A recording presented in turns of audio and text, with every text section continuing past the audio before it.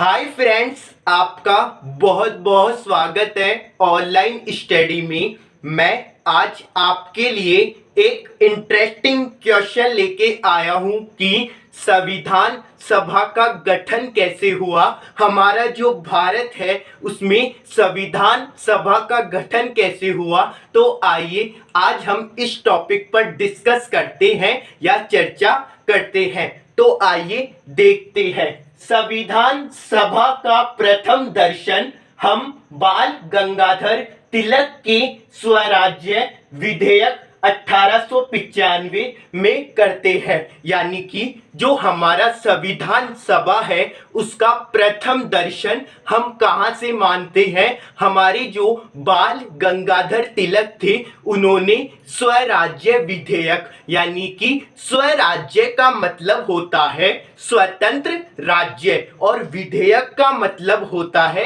कानून। तो उन्होंने स्वतंत्र राज्य का कानून 1895 से करते हुए आ रहे हैं। कौन? बाल गंगाधर तिलक। आगे हम ध्यान देते हैं सेकंड पॉइंट पर।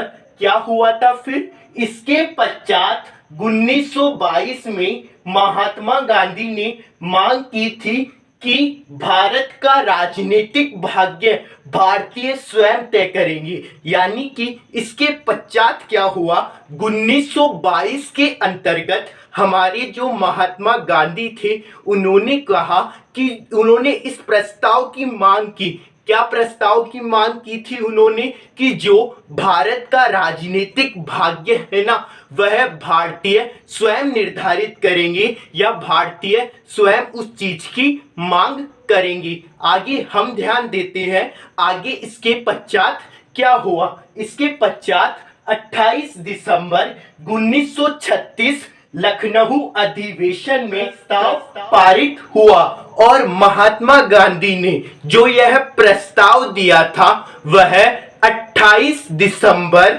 1936 में लखनऊ अधिवेशन हुआ था। उसके अंतर्गत यह प्रस्ताव पारित हो गया या शुरू हो गया। आगे हम ध्यान देते हैं। आगे क्या हुआ, 1938 में पंडित जवाहरलाल नेहरू ने कहा संविधान सभा का गठन वयस्क मताधिकार द्वारा होगा। और जो हमारी 1938 के अंतर्गत पंडित जवाहरलाल नेहरू थे उन्होंने संविधान सभा का गठन किया और कहा कि वयस्क मताधिकार के द्वारा यह चुनाव होंगे। वयस्क मताधिकार का मतलब होता है कि सभी लोगों को मतदान देने का अधिकार होता है, चाहे वह आय में उच्च हो या आय में निम्न हो या कोई से भी लिंग का हो, वह सभी प्रकार से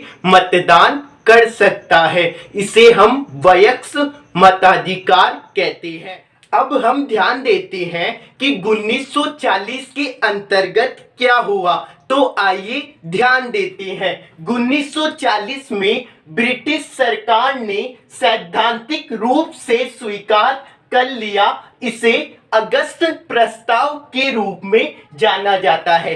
क्या हुआ फिर 1940 के अंतर्गत जो हमारी ब्रिटिश सरकार का हुकूमत था, कहां पर? भारत के ऊपर ब्रिटिश सरकार का हुकूमत था। क्या आपको पता है कि जो ब्रिटिश सरकार है उसने कब भारत पर हुकूमत किया था? 1858 से लेकर 1947 तक ब्रिटिश सरकार ने भारत पर हुकूमत किया था। तो आइए अब आगे ध्यान देते हैं। 1940 में ब्रिटिश सरकार ने इसे सैद्धांतिक रूप से इस प्रस्ताव को स्वीकार कर लिया। कौन से प्रस्ताव को स्वीकार कर लिया? कि जो 1938 में पंडित जवाहरलाल नेहरू जी ने कहा था कि भारत के अंतर्गत वयस्क मताधिकार से चुनाव होंगे, इस प्रस्ताव को इस ब्रिटिश सरकार ने स्वीकार कर लिया और इसे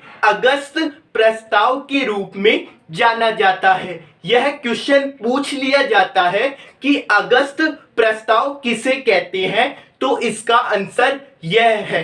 अब हम ध्यान देते हैं इसके सेकंड पॉइंट पर। क्या हुआ? 1942 में ब्रिटिश कैबिनेट मंत्री सर स्टैफोर्ड किप्स ब्रिटिश मंत्रिमंडल के एक सदस्य स्वतंत्र निर्माण। क्या हुआ? 1942 में जो ब्रिटिश कैबिनेट था, है ना, ब्रिटिश कैबिनेट के मंत्री थे, उनका नाम क्या था? उनका नाम सर स्टैफोर्ड किप्स। इन्होंने क्या कहा? इन्होंने ब्रिटिश मंत्रिमंडल के एक सदस्य थे। ये सर स्टैफोर्ड किप्स यह ब्रिटिश मंत्रिमंडल के एक सदस्य थे।